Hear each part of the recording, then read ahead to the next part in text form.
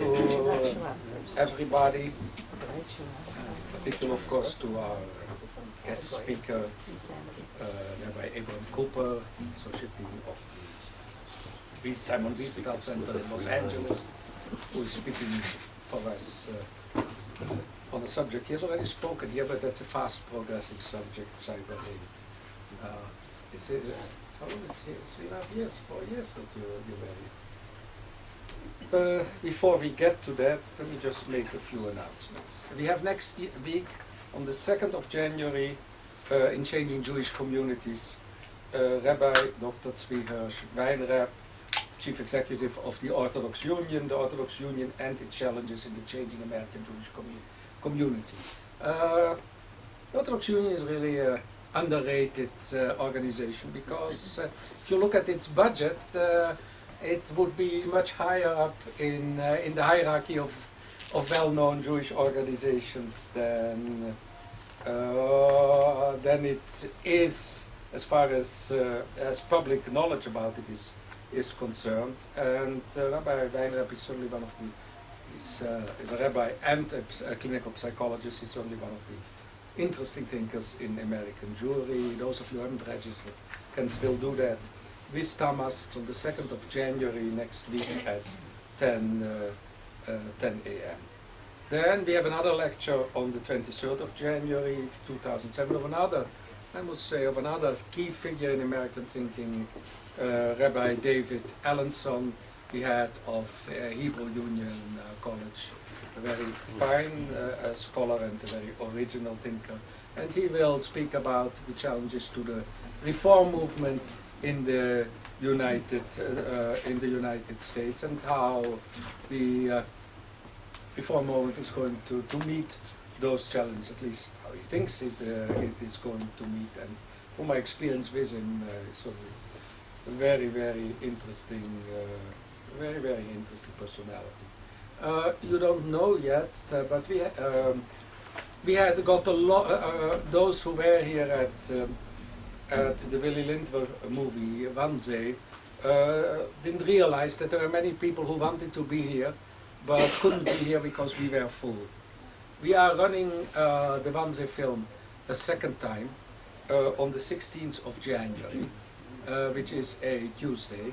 And those of you who haven't participated and don't want to be on the waiting list for the third time we are showing it, I suggest to reserve immediately after this meeting with Thomas. But I must ask you, if you then ultimately cannot come, please cancel. We really have problems with certain meetings which are full, which people don't cancel, and then others cannot come. So now to subject of today. Cyberhate is a subject, is an extremely dangerous issue in the field of anti-Semitism and terrorism. And it's an issue which is really only familiar to a limited number, I would say, of very limited number of experts. As in the Netherlands recently, there is one person who, one academic in the whole country who is fully familiar with the stuff. So there is a total disproportion between the phenomenon of hate and the number of people dealing with it. Simon Wiesenthal Center is certainly in the absolute forefront of, absolute leader in the Jewish world on the issue of cyber anti-Semitism and terrorism, and the developments in this field by the nature of blogging and the web, where, as one Italian paper once wrote, every David can be a Goliath, is certainly a field which is extremely worrying, fast developing, extremely happy that Rabbi Cooper has been willing to come once again here. We have been trying to set that for a long time, and finally we are there. As I said, Rabbi Abraham Cooper is the Associate Dean of the Simon Wiesenthal Center in Los Angeles. He's been for a quarter of a century. He has overseen the social action program internationally of the Simon Wiesenthal Center, which includes worldwide anti-Semitism, Nazi war crimes, restitution, extremist groups, tolerance education. And It's a great pleasure and honor to have you here. Thank you, Manfred. Boker Tov. It's always a special pleasure to be back at the Katamon chapter of the Protocols of the Elders of Zion. We have a number of people here represent the left bank in the United States. So I've reached the age where it's just, you say nimasli, to tell people, no, there's no conspiracy, etc. I think we just have to go ahead and do our share. But I do want to again salute the work of this fantastic center, and I know you've also given the opportunity to my colleagues, including Dr. Zuroff, to present, and it's nice to be back. I thought that before I went to the little slide presentation, which I'm incapable of putting together myself, by the way, so just don't think I'm a high-tech. I'm a Zaidi who's still struggling with the revolution. I have good people on my staff. And I thought that a clever way to win the Samrachmanut is to show my 4 grandchildren up here for while we get the light off, who are my screensavers here in Yerushalayim. But I thought before giving a little bit of a review of what we've learned in the first 10 years of the Internet revolution, is to start with someone that everybody here knows a great deal about, and who has unfortunately just got a tremendous amount of ink and time on international television. His name is David Duke. David Duke is the most telegenic American racist, bigot, goes back to the 1970s yet. Started out as one of the leaders of the Ku Klux Klan, and with the help of I think at that time, one of the leading TV personalities in the United States, Phil Donahue, was a talk show host. He was the first, shall we say, white supremacist in the U.S. who figured out that white sheets were out. In other words, the parallel would be that if you wanted to sell hatred, the swastika wasn't really doing it, and the old KKK white sheets in the latter part of the 20th century wasn't such a great marketing tool. So he literally forswore it, put on a 3-piece suit, very good-looking guy, started getting on national television in the States, changed his vocabulary a little bit less incendiary, and used these appearances to build a very significant mailing list and financial base. But at his core, who is David Duke? He's a racist. Hated Jews, hates Jews. Hated blacks, still hates them. Minorities across the board, and also he made a big name for himself before it became kind of a central issue in the United States, always attacking immigrants. So the question, a very interesting question would be, how is it that David Duke, who made a good part of his living and his name off of attacking minorities of all sorts, including, by the way, Arabs and Muslims, was one of the main stars at the Holocaust Denial Conference in Tehran? It's quite a kvitz out of derech. In fact, starting in 2002, David Duke became a very hot speaker in the Gulf states, usually right around the beginning of Ramadan. He would be brought in, and I guess, as we know, David Irving was not available for a while. So David Duke has now become the darling. In addition, we get another presentation about his buddies in the Ukraine, but for the purposes of this conversation, primarily, is that here's a man who made his quote-unquote shame tov in the States off of hatred of minorities, including and especially Arabs and Muslims, who's now the darling of the Arab and Muslim world. Why that is, of course, very simple. He delivers an anti-American message, and my enemy's enemy is my ally or more. And so he got a tremendous amount of play. In fact, I think one Associated Press release from Tehran before a number of online activists attacked the AP, I think they called him a historian from the United States. So the seepage into the mainstream was very significant, and he's back. So the question is, and I think it's an important question, would David Duke and the extremist elements, including the regime in Tehran and the anti-Semites at the university in Kiev, would they have found each other without the internet? And the answer to that question, I think that in the terms of a person like David Duke, who unfortunately is also a bright man, probably over the years he would have made some contacts. And possibly over those years, maybe he would have even made his way to the Middle East and or to Eastern Europe. But the truth is that a David Duke becomes a hot commodity because today you don't need intelligence services to do research. You go to Google, you put in your issue, and you press the button, and out come the people who would fit the hashkafa that you're looking to rent.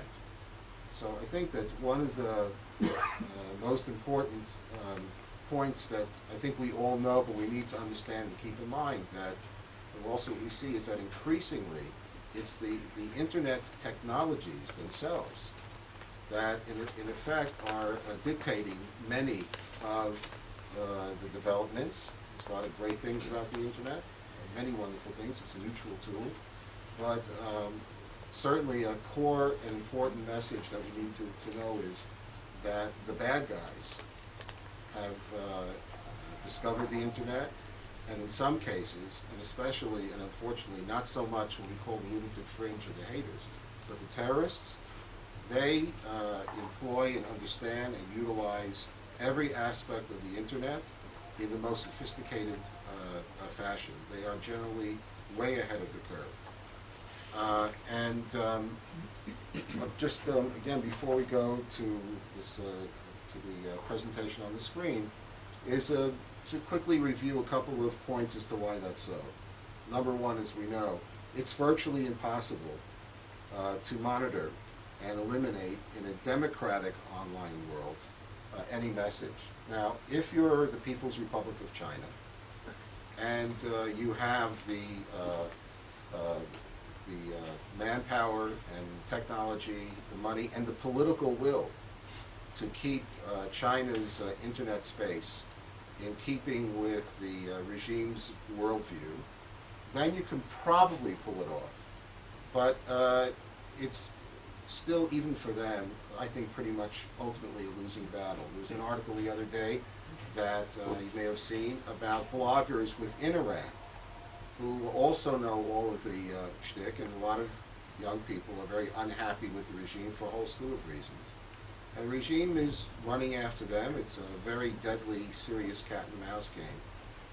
But the bottom line is that the notion that we can eliminate hate or terrorism online through legislation is a pipe dream. Don't tell that to the European Union or to UNESCO or to the United Nations. In some ways it's a worthy effort to try to marginalize and minimize the haters. We'll maybe talk about that in the exchange. But I would say that lechatchila, don't count on legislation or technology in itself to eliminate the proliferation of this data. Number two, it gives an opportunity for the unassailable presentation of your agenda. And while it's true, there are elements of the internet, especially the blogs and the news groups, where they're set up for debate and discussion. The truth is that in terms of websites and other parts of the technologies, you can say whatever you want to say. Holocaust deniers can dress up their hatred and what would seem to the uninitiated or the uninformed, the younger generations, to be very legitimate questions, at least, about history. And Yad Vashem, the Simon Wiesenthal Center, and others can spend millions in creating and running websites to answer that kind of stuff. And as you know, you can't force anyone to come to your website. So it means that in the worldwide web area, at least, you have an opportunity to make yourself known. Third, as everybody here knows, that the internet technologies still, I think probably forever, are youth-oriented. And in addition to that, in terms of the marketing strategy, I think many of the groups here that are represented, and those of you may also have business connections, it's the most powerful marketing tool ever created, and it gives pretty much to any individual or group of people on a shoestring budget the opportunity to try to mass market your idea or your agenda to targeted audiences both locally and beyond. Then, I see we have Professor Charney here, he can probably talk to this. We see the infiltration into the culture and the vocabulary of society through repetition, through search engines, by just repeating over and over again, or as you know, online activists or people with too much time in their hands, if you use a certain term over and over again, you push it up. And in the early years of the net, Holocaust deniers were very active, and for a while, when you went to, let's say, Auschwitz or Holocaust, 3 or 4 of the top 10 addresses in search engines were Holocaust denial sites. And going and complaining to Yahoo and Google have some impact, but the fact of the matter is that these search engines generally are kind of just neutral behemoths, and whoever, as we say, kol hakodem zacha. So you have an impact that's there that has a growing tendency. And then the other part about this, and I assume that Israelis, especially young people, have been involved with this, is this new YouTube type of phenomenon, which is when you have a video clip. If I ever figure it out, I might, have my grandchildren sing a couple of songs and force people I know to go to a certain site. Or, if I actually have a clip, a soundbite that I really like, one day maybe it'll happen from some network. People put all sorts of stuff on. But I think, if I'm not mistaken, Time Magazine, right, the Man of the Year, they said is you. Meaning that in the States, and it's not a positive development now, in the States, the internet technologies are such, and the news budgets have been cut so profoundly, that you have major news agencies looking to get free stuff off of little groups like YouTube in order to get page 1 story, or if it's about a star or whatever. And you have a kind of, what do you use the term guerrilla warfare, but it means is a kind of really hefkerut that's out there. You have a convergence of these new technologies, and we see, again, as sort of like neutral based, basically saying we'll put up pretty much anything. User, beware. I'll just give one other quick example also about the kind of, I would say, pressure that groups like the ADL, the Wiesenthal Center, and others have. We have around 400,000 members. Online, we've got about 350,000 people who get our e-blasts. That means we have probably at least 1 million households, and something they're unhappy about, they're going to hear about it. That's part of the price. So some of you may know that just before Hanukkah, there was this fascinating viral phenomenon that said that UPS refused to deliver on the West Bank, Golan, and in parts of the Negev. Eigewalt. Got calls, and called my, first thing is, of course, we called UPS. And fortunately for them, their first answer was, yeah, looks like, but we don't. So we spoke to Stu Eisenstadt, probably every Jewish organization in the United States, because he's on the board of UPS. And we were receiving at the center about 400 emails within a day from all over the world saying, okay, we had our letter ready to the CEO saying, this is, and by the way, they're an Atlanta-based company. We have our hands full of Jimmy Carter, and you say, well, maybe it's time to lower the boom, send a letter. We have a confirmation initially from the high official of the company, and do what we have to do, Schweig Gewalt. We waited. We gave them 24 hours to and to me it didn't make any sense, because if there are people here in Israel, companies, to make money delivering Hanukkah packages, might be told they're not going to go to Efrat. This didn't make any sense to me. So in the end, at about 23 and a half hours after that call, we got a call back saying, well, you know, we made a mistake on our website, and here's the story. Oh, and by the way, they do deliver the Palestinian territory, so it's not an issue of safety. So that we made a mistake, and we're changing our website. There are some small communities deep in the Negev and far up in the Golan and some places in the Shomron, including some Palestinian town, we don't go to because it's too expensive, it's too far, and we just don't do it. But of course we go to Gush Etzion and all the rest. The fact of the matter is that there is this kind of pressure,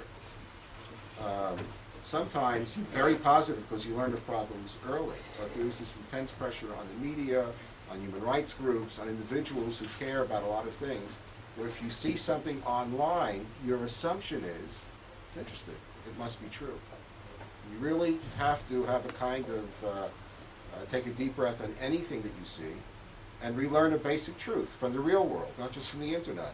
Not everything you read, not everything you hear, automatically is going to be accurate. But I use that as an example, just to say, you know, kind of kal v'chomer, if the so-called experts, and what a dirty word that is, man, shame on you. No such thing, experts. The morning after experts. But if the so-called experts fall, if you will, very often into this kind of, you know, man the barricades, there is something about the intimacy and about the power of the net that I think that we understand in some ways, but our enemies have profoundly learned and gone further. I also want to give you one other example, and then we will go to this little review. And that is what I found to be a truly shocking presentation. I can't use the word too much anymore in this world. But it was about 2 months ago on CNN, in which they showed from video supplied by terrorist group in Iraq, the assassination, right, by a sniper of a couple of American soldiers. Now, there was a lot of criticism, but basically the head guy at CNN in Atlanta said, look, it's news, we never saw such a thing before, and we made a decision. And I was in touch with him and said, excuse me, with the greatest of respect to you, if you would check with your bureau in Baghdad, in fact, if you'll check at a story you guys did on our 2006 release last February, this kind of stuff has been posted by terrorist groups in Iraq, the insurgents, however you want to call them, because everything the insurgents have been doing in Iraq is online. Everything. Every one of these groups, whether it's Al-Qaeda in Iraq, all the other ones, from the beginning of their effort, has been linked to the internet. That's how they get out the word of what they do, and increasingly that's how they infiltrate into the media, and ultimately that CNN piece was for them gold, because it absolutely impacted in the course of the election time in debate within the United States. And the truth of the matter is that CNN knew darn well that what they were showing was not new. But nonetheless, it was riveting television, and they passed it off as a kind of you know, cutting-edge media. But what here, as you see, in this case, I think the ultimate success story for extremists and terrorists, in which they bypass everyone, they create the event, they memorialize the event onto video, they have a team of people that are involved, and in effect, they're dictating in many ways the evening news. They don't have to worry about producers. They don't have, it's a 24-hour world today in terms of cable television and news services, and they know who they're dealing with. So that's the most sophisticated. What I'd like to do now, I hope this works, is share with you an expanded version here, I hope, of a presentation we made a couple of weeks ago in Singapore. And I think, by the way, this in itself is a very interesting phenomenon, which means we should learn, you know, we should learn from the bad guys and think out of the box. there are a lot of very good people around the planet who, from their own perspectives and their own priorities, are coming to the same conclusion. I had a very interesting interaction and exchange with the Center for Defense and Strategic Studies in Singapore. They have their own source in that neighborhood with Al-Qaeda. And again, primarily, they're trying to get a handle of what, in terms of what's going on online. So let's go this here.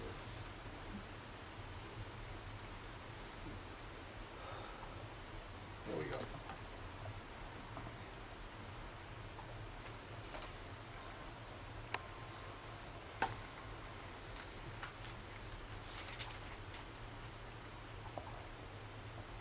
So these are some of the, we put out an annual study going back now about 8 years.